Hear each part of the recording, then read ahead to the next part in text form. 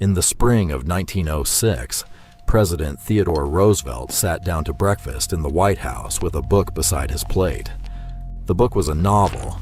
It had been turned away by 5 publishers, and its author was a 27-year-old writer named Upton Sinclair, who had spent 7 weeks living undercover among the workers of the Chicago stockyards. The story that has come down to us says Roosevelt read a few pages, picked up the sausage on his plate, and threw it straight out the window. That detail has almost certainly been polished in the retelling. What happened over the following weeks has not. American meat sales fell by roughly half, and no meat took the damage harder than the one Sinclair had described in the most detail. Ground beef. Ground beef was the meat you could not inspect. A steak showed you exactly what it was. A grind could be anything at all. Trimmings, gristle, the parts of an animal a butcher had no other way to sell. And in the spring of 1906, millions of Americans became convinced that it usually was.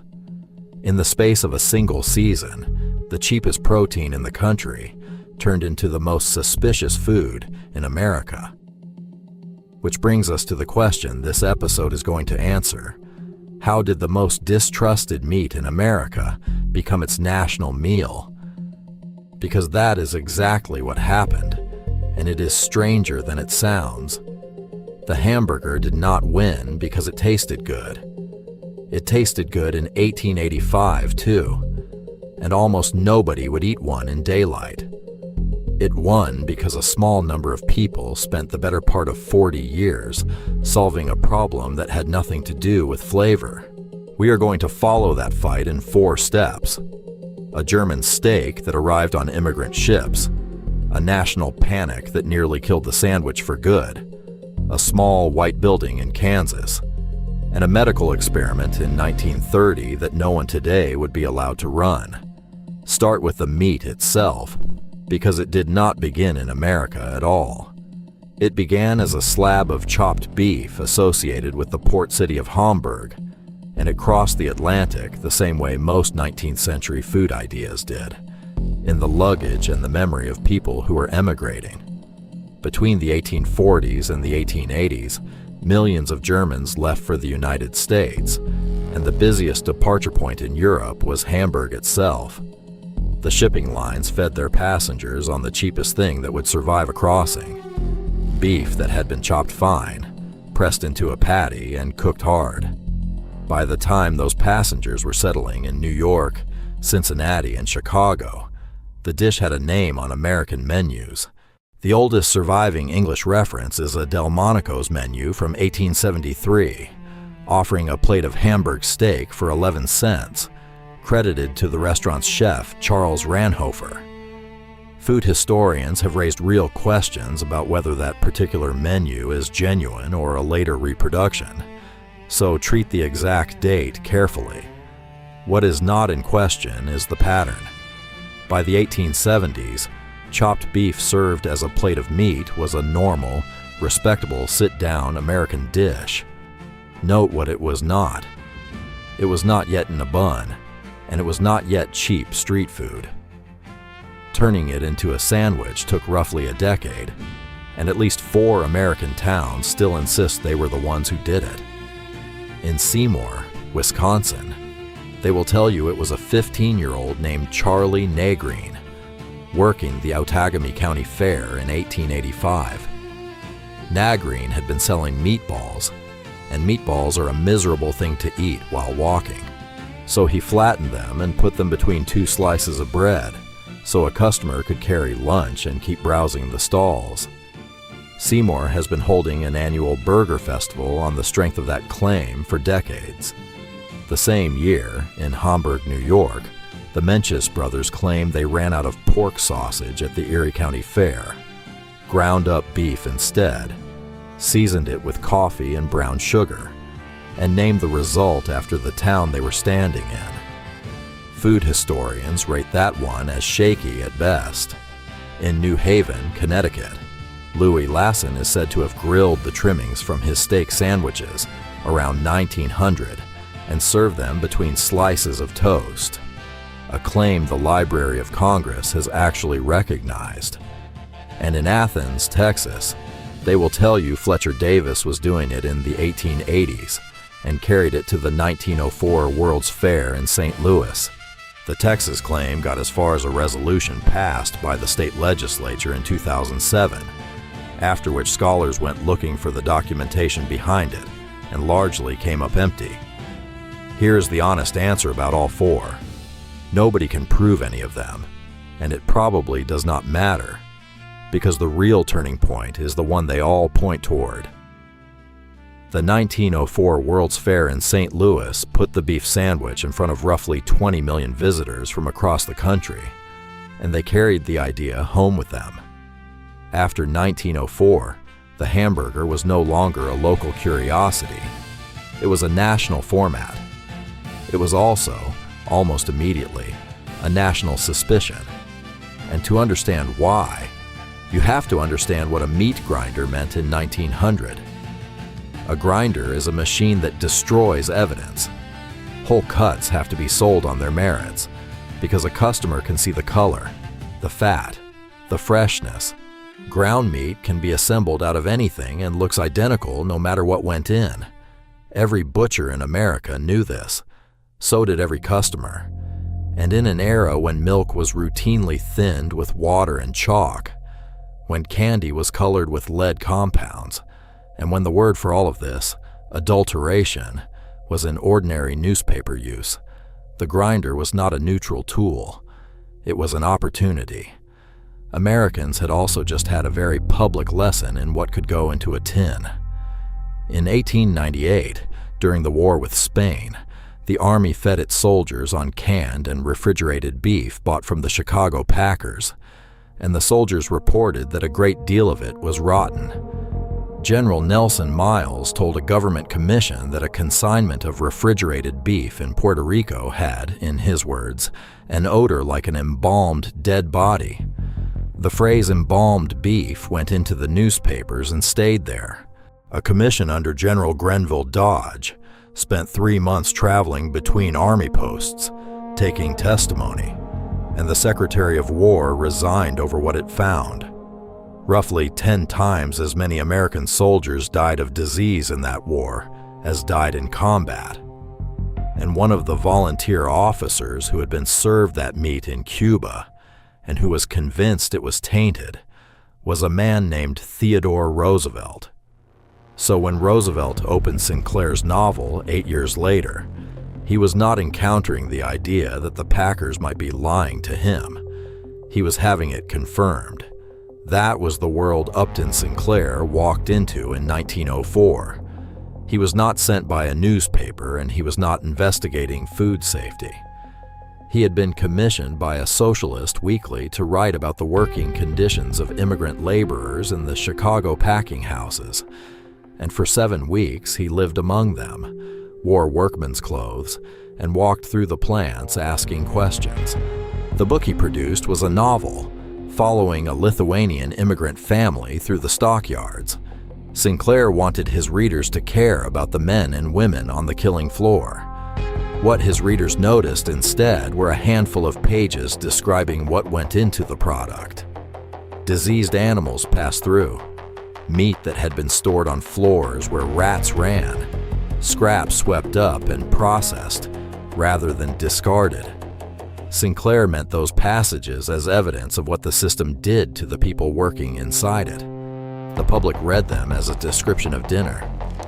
The Jungle was published in February 1906 and became a sensation within weeks, and it landed on the desk of a president who had already been fighting the Packers on other grounds. Roosevelt's response was characteristically direct.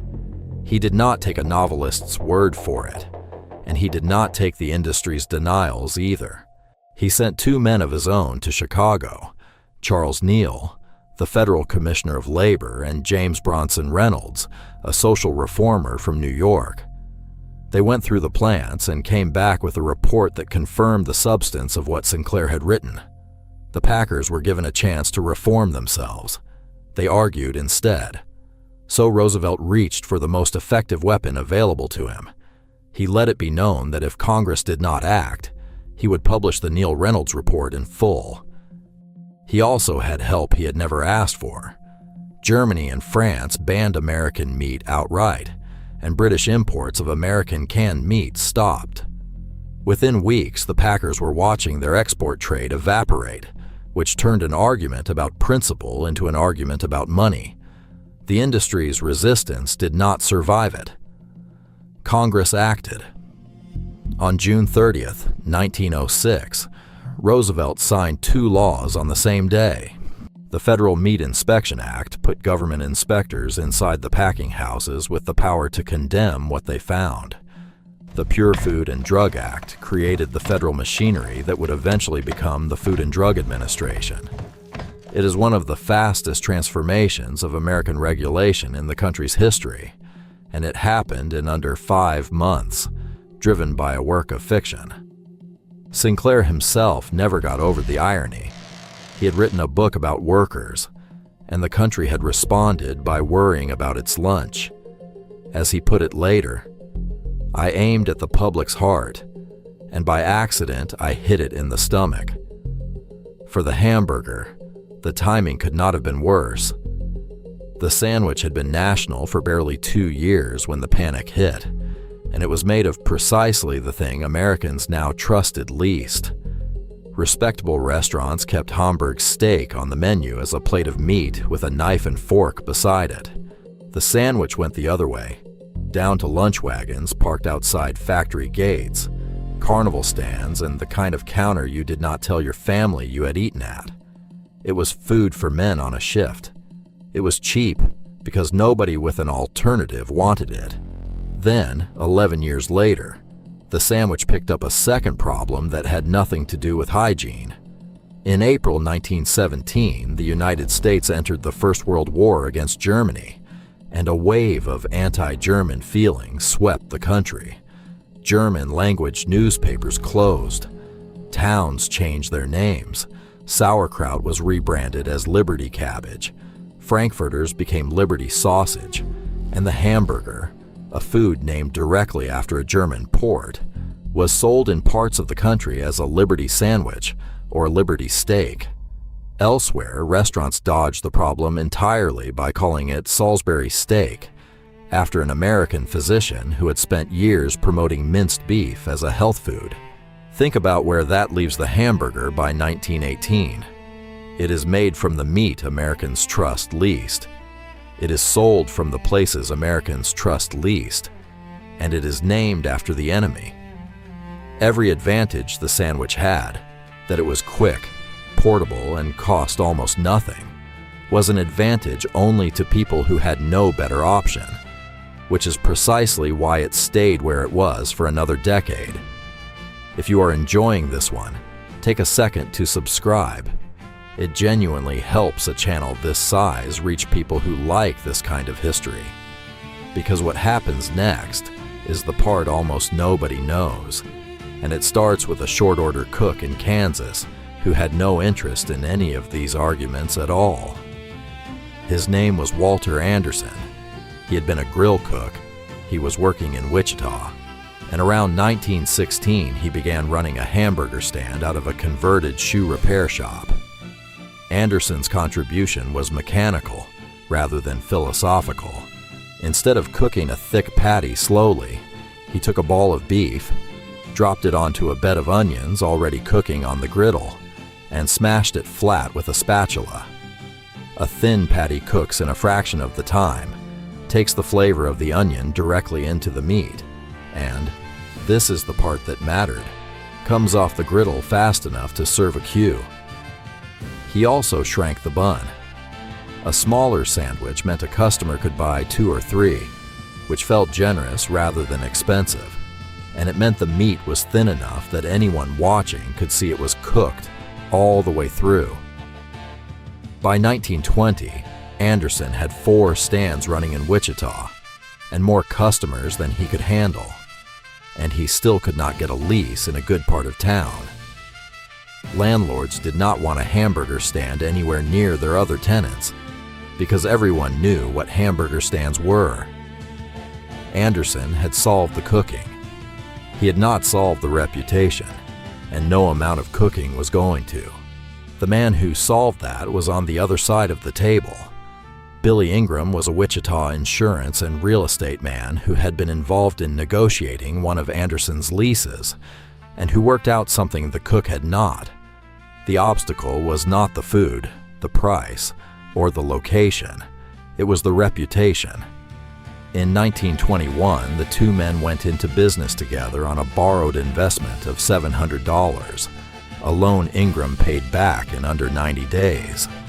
Their first building went up in Wichita, 15 feet by 10, white cement block, 5 stools at a counter, serving hamburgers, pie, coffee, and cola. Every element of what they built next was an answer to Upton Sinclair. Ingram chose the name himself. White, because white meant clean. Castle, because a castle meant permanence. This was not a wagon that would be gone by morning and untraceable by lunchtime. The buildings were faced in white porcelain enamel over steel, a surface that could be scrubbed hard and that showed a single smudge from across the room. The interiors were stainless steel. The staff wore spotless uniforms and were required to stay that way through a shift. Every one of those choices costs money, and none of them makes the food taste better. And then came the decision that actually won the argument. Ingram put the kitchen where the customer could see it. The grill was not behind a wall. You stood at the counter, and you watched your meat being cooked in the open by a man in a clean uniform, in a room built out of surfaces that could not hide anything. The company also ground its beef fresh in view of the customer and made a point of delivering it daily. Notice what Ingram did not do. He did not argue that Sinclair had exaggerated. He did not run advertisements defending the meat industry. He accepted the public suspicion as completely reasonable and then removed the conditions that made it possible. The grinder had been a machine that destroyed evidence. He turned the whole restaurant into evidence. At 5 cents, the sandwich was cheap enough to be an impulse rather than a decision, and the format spread fast. Wichita, then El Dorado, then Omaha, Kansas City, St. Louis, Minneapolis, Chicago, New York. Everywhere it went, the building looked identical, which was itself part of the argument. If you had trusted one, you already knew exactly what the next one would be.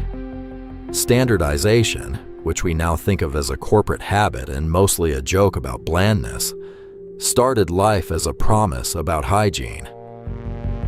The sameness was the point. A customer 3 states from home could tell at a glance that this was the place that had not poisoned him last time. By 1930, the chain was large and the old accusation was still following it around. That whatever else you could say about the sandwich, it was not real food. So Billy Ingram did something that tells you exactly how seriously the industry still took that charge, 24 years after the book that caused it. He commissioned a scientist, Dr. Jesse McClendon, professor of physiological chemistry at the University of Minnesota, agreed to run a feeding study on White Castle hamburgers. The design was about as blunt as science gets. If a person could live on nothing but this food and stay healthy, the question of whether it was real food would be closed. All the study needed was somebody willing to do it. The volunteer was a medical student named Bernard Flesch. For 13 weeks, Flesch ate nothing whatsoever except White Castle hamburgers, meat, bun, onions, and pickles, and water. Nothing else. His family later recalled that he started out delighted with the arrangement, cheerfully putting away 10 at a sitting, and that the enthusiasm did not survive the first fortnight. His sister tried to smuggle vegetables to him. He refused them. By the end of the 3 months, he was eating somewhere between 20 and 24 hamburgers a day. He finished the 13 weeks in good health. No modern nutritionist would design that study, and no ethics board would approve it. And the result tells you far less about diet than it does about the moment. This was a company so haunted by a novel published 24 years earlier that it was willing to put a human being on a hamburger-only diet for 3 months to answer it. That is the measure of how deep the damage went. And it is also, roughly, the moment the argument ends. The generation that grew up eating at White Castle counters had no memory of 1906. What happened afterwards is the part everyone knows, and it is essentially a story of inheritance. In 1948, in San Bernardino, California, 2 brothers named Richard and Maurice McDonald shut their successful drive-in for 3 months and rebuilt how it worked. They sacked their 20 car hops. They threw out the plates and the cutlery and replaced them with paper. They cut the menu down to 9 items, and they organized the kitchen as an assembly line where each man did one task. They called it the Speedee service system, and they sold the hamburger at 15 cents. Almost every principle in that system had been proved in Wichita more than 20 years earlier. Limited menu, standard product, visible cleanliness, identical buildings, speed as the core promise. The McDonald brothers refined the machine. Anderson and Ingram had built it, and they had built it for one specific reason: to answer a question about whether the meat could be trusted. By 1948, that question had been so thoroughly settled that the men rebuilding the industry no longer had to think about it. They could treat the trust as a given and compete on the seconds instead, which is how you end up here. The hamburger is on roughly every restaurant menu in the United States. It is the default meal of American childhood, and it is the thing the country exports most successfully to the rest of the world. It got there as the least respectable food in America, made from the one cut nobody could verify, named after a city the country had recently been at war with, and sold from wagons outside factory gates. It did not survive because the meat improved. It survived because 2 men in Kansas worked out that the argument had never really been about beef. It was about what a customer could see with their own eyes, and then rebuilt an entire industry around letting them see it. If you got something out of this one, subscribing is the single most useful thing you can do for a channel this size. And I want your suggestions for where we go next. What everyday thing should we uncover next? Tell us below.